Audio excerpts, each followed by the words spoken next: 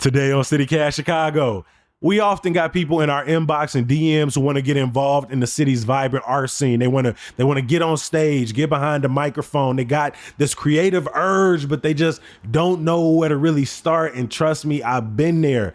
And what I've learned over the last decade of performing in Chicago, no matter what your bag is, spoken words, storytelling, live music, an open mic can be a great jumping off point. Musician Sam Thousand co-founded Shybrations, an app that helps Chicagoans find open mics, live jam sessions, and performance opportunities. He gives us the best spots to check out and advice for budding performers and artists. It's Thursday, July 11th. I'm Jacoby Cochran, and this is what Chicago is talking about.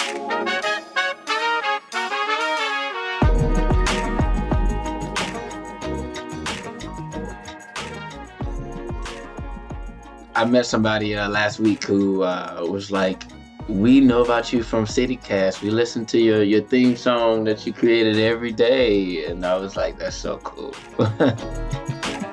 I am joined by Sam Thousand, a musician, curator, and social entrepreneur. If you have had the pleasure of seeing Sam perform live, then you know the magic he brings to a room full of people. And if you are new to CityCast Chicago, Sam Thousand is the person responsible for our theme music. Sam, welcome back to CityCast Chicago.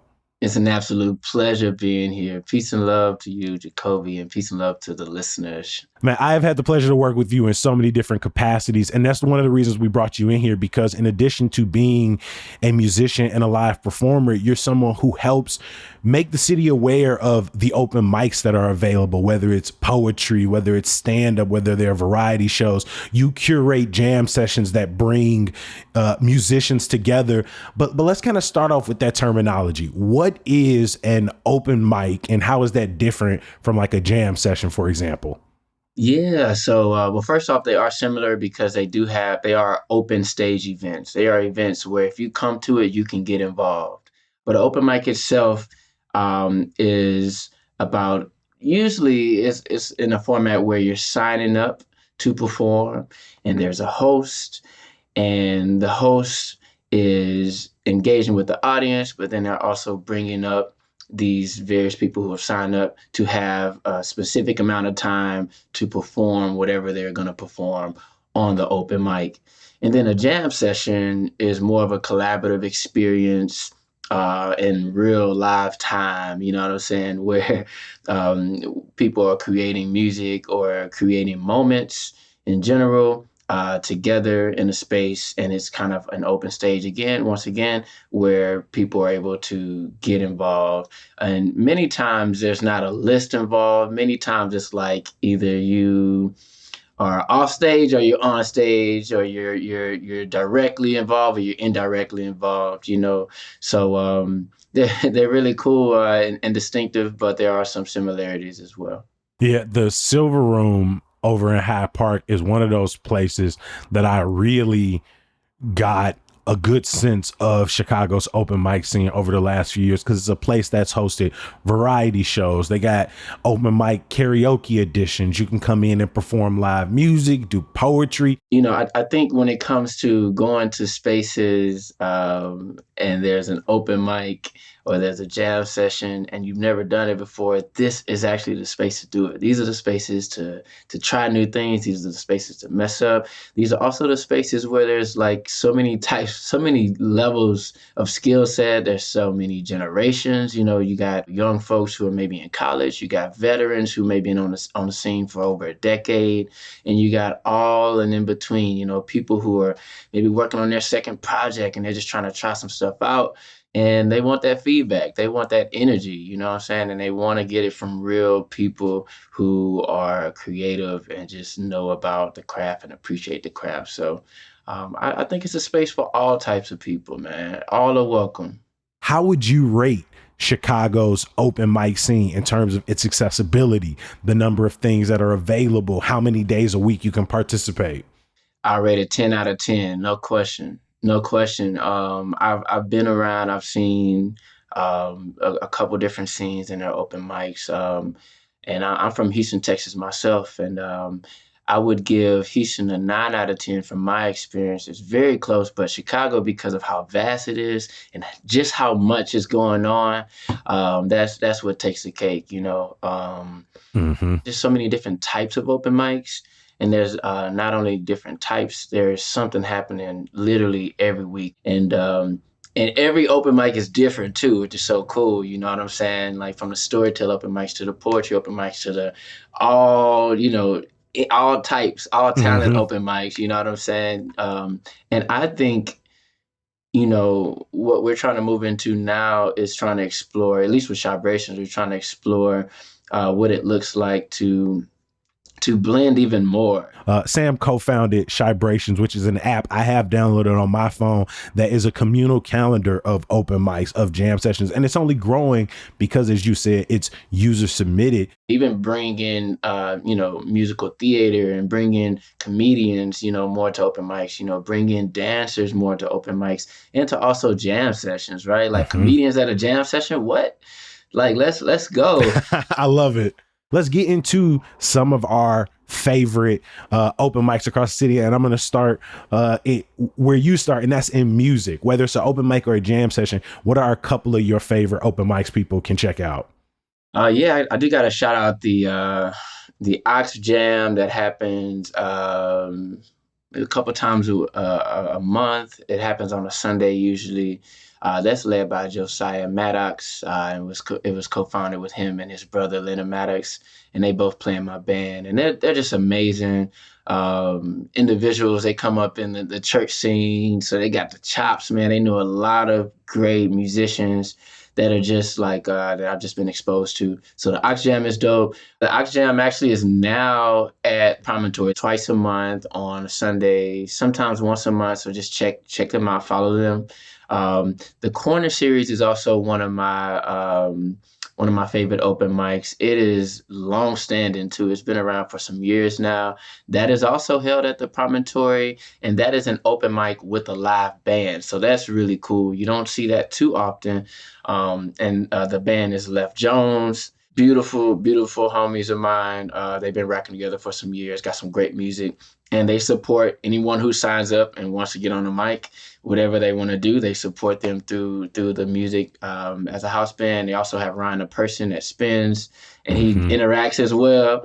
Um, there's a dope open mic that happens weekly.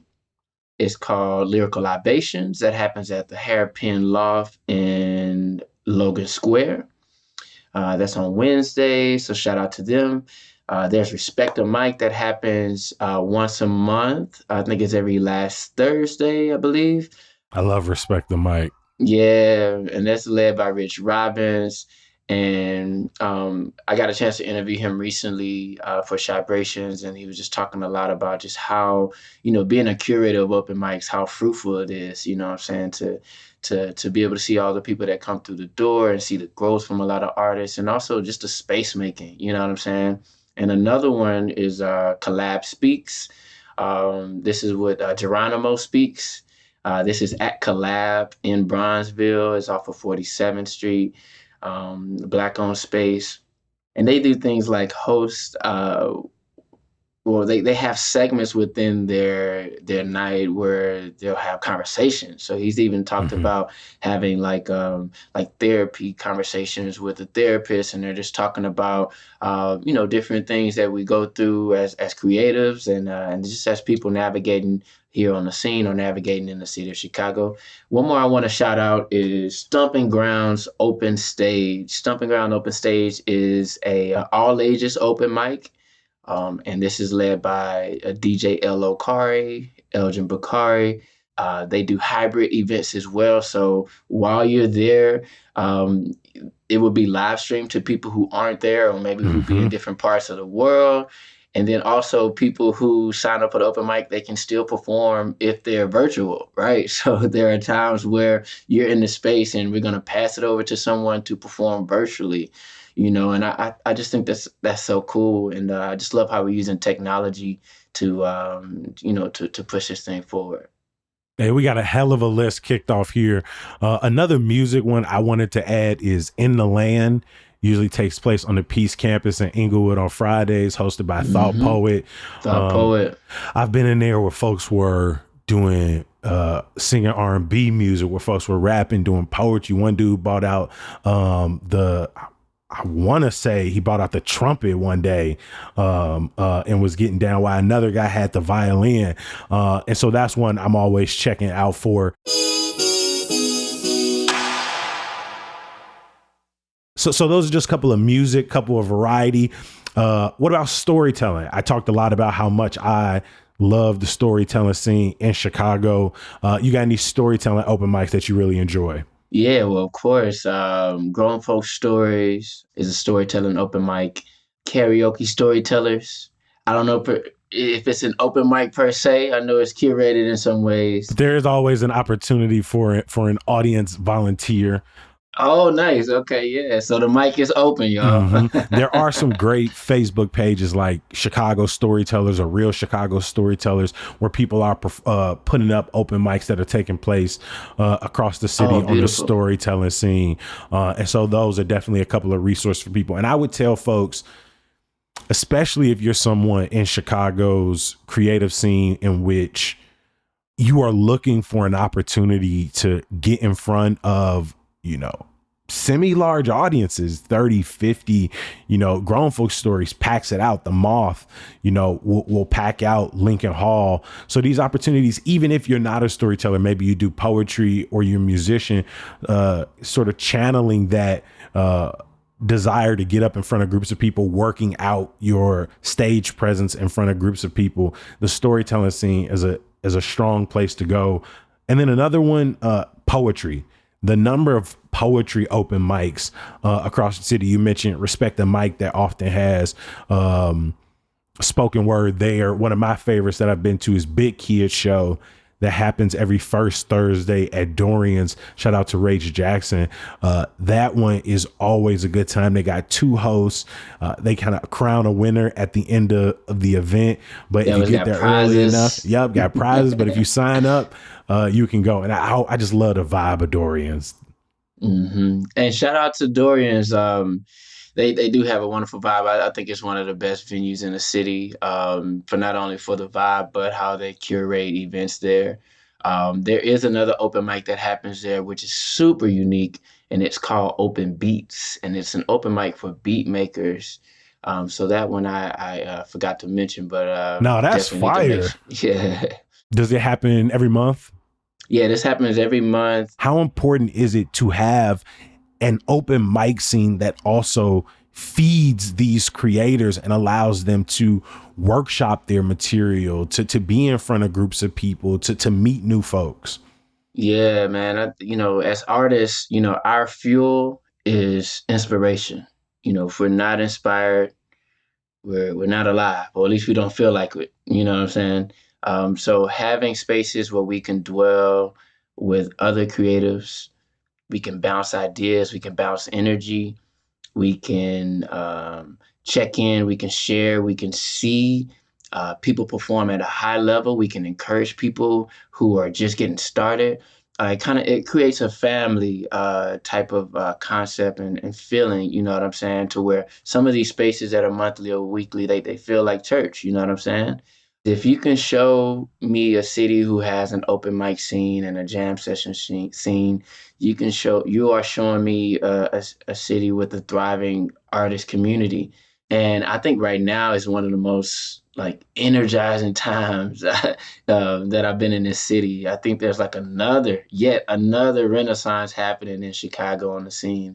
And I feel the love not only from curators and performers, old and young, new and veteran, but there's also a lot of love at these venues, man. That's what I was gonna say, man. I just feel like the venues we're getting to have access to for open mics, that's what's really been encouraging to me since, I want to say, 2015, when I really started to kind of get out here trying to perform weekly across the city. The venues that are available, that are working with people that are popping up. And if you are a venue owner, you must understand that the artist community needs you. We need space, but you also understand that we come on a love. We bring love. You know what I'm saying? We bring people. We also help bring business to your space, and most of all, we're bringing art and creativity.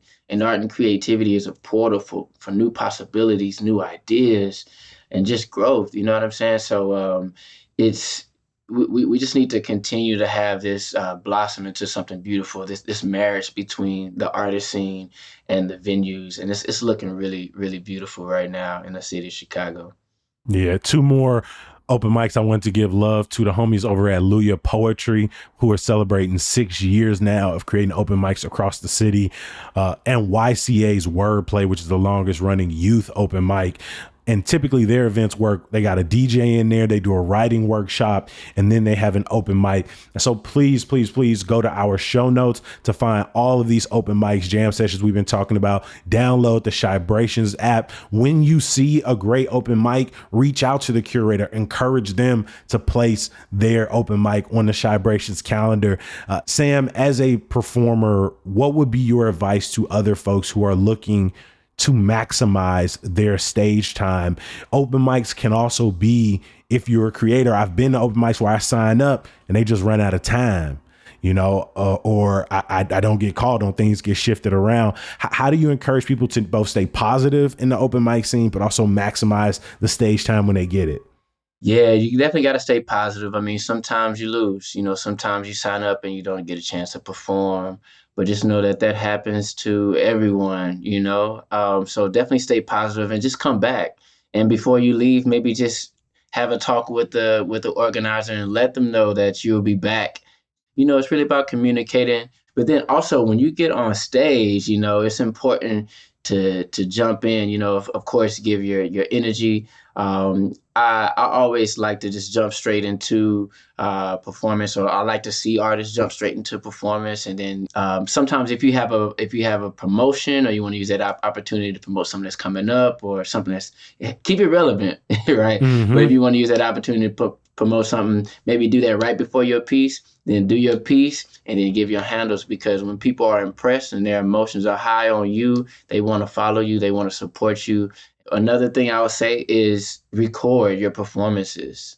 Record your Mm. performances. If you are new on the scene and you're hitting open mics for that reason of wanting to get more exposure, wanting to get your own shows, wanting to get your own gigs and spaces and initiatives and spaces, definitely record. You want to document your journey, but you also want to show people how dope you are.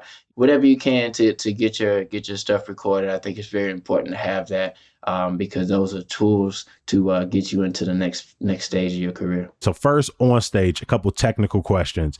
If you are performing music, do you encourage a backing track with vocals, without? And also, if you're not performing with music, but you're doing spoken word or storytelling, should you come up there fully memorized, with or without a script? Depends on what your goals are. You know what I'm saying? Okay. And even where you are in your stage. So, and it's most important on where it's most comfortable for you, right? Yes. It's a great So point. So if you are a musician and you got backing tracks, should you have the lead in? Well, if you feel comfortable without that lead in, I would say do it without the lead, because you want to make sure that the live aspect and that this moment that you're creating right now is what they are getting.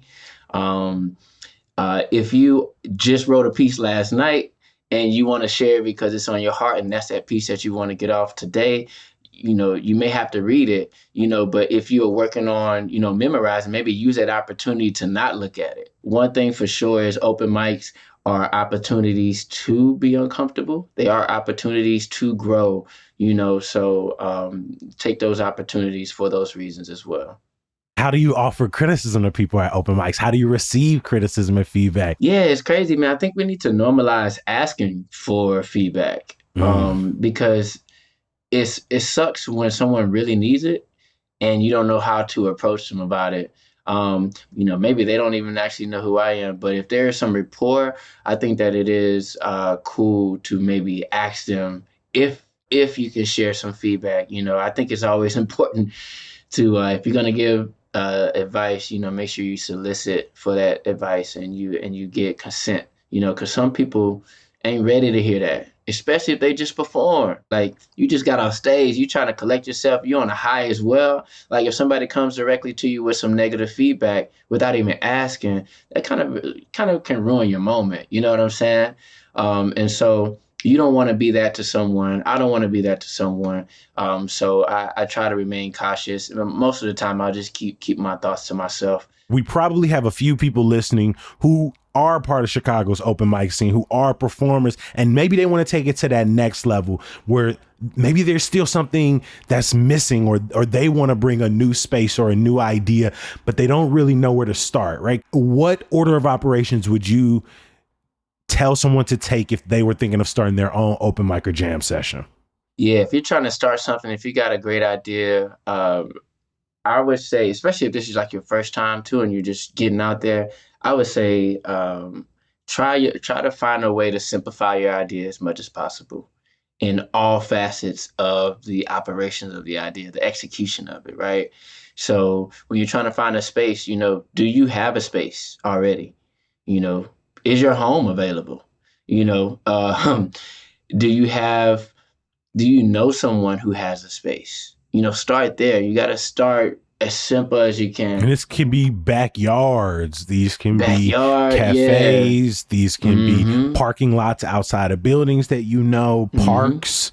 There are a lot of options. Parks, yes. And then lean into what makes it different and special, and amplify that. Make that the main thing, Shout out another open mic that happens every first Monday. It's called the Garden Open Mic. It happens at Overflow Coffee. And their main thing is the Garden Open Mic, and their main thing is giving flowers. So they have a lot of first timers. When it's a person's first time and they just perform, like, everybody's doing this right here. They're throwing flowers to the stage, and that's a really cool concept. And it goes a long way because it shows a gratitude. It also shows a community. So if there are ways where you can lean into concepts that really fuel the beautiful nature and the creativity and the distinctiveness, the uniqueness of your idea, I think just lean into that as much as possible. As far as funding, right? Because things cost. I would say start in your network, see who could come and help support you just on the love, and who can also be a part of it. In that way, it means that it's not just your idea; it's a collective idea. What drives this city on the underground scene are collectives.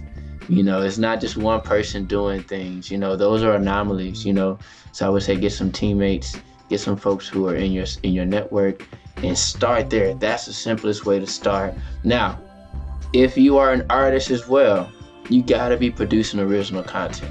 You gotta be. This is what's gonna drive you to the next level. And so now this is your show, or this is your collective's show, and this is something that you can really push and have some momentum behind. I think these type of elements are really important for when you're trying to get started and you're trying to create your own thing. Thank you for all of the work you do in this city to uplift creators, to put out the beautiful work you do. Thank you to all of the contributions, not only to this episode, but every single one of the 800 plus episodes we've put out of this podcast. I appreciate you making time for us, my friend. Man, it's a pleasure being here. Thank you. Before I let you go, make sure you check out our website, chicago.citycast.fm. There you'll find our latest articles, neighborhood guides, catch up on old podcast episodes, and subscribe to our daily newsletter, Hey Chicago. And if you're really feeling the love today, consider becoming a CityCast Chicago member. Of course, I can't let you go without some good news. The Chicago Sky pulled out a tough win yesterday at home against the Atlanta Dream. Angel Reese continued her WNBA record double-double streak to 14 games. Today, the team is on the road in New York against the Liberty before coming back home on Saturday. That's your last chance to catch them at Wintrust Arena before the league's month-long Olympic break. As always, we appreciate you for listening and reading. We're going to be back bright and early tomorrow with our homies Joanna Hernandez and Maxwell Evans. We'll talk to you then. Peace.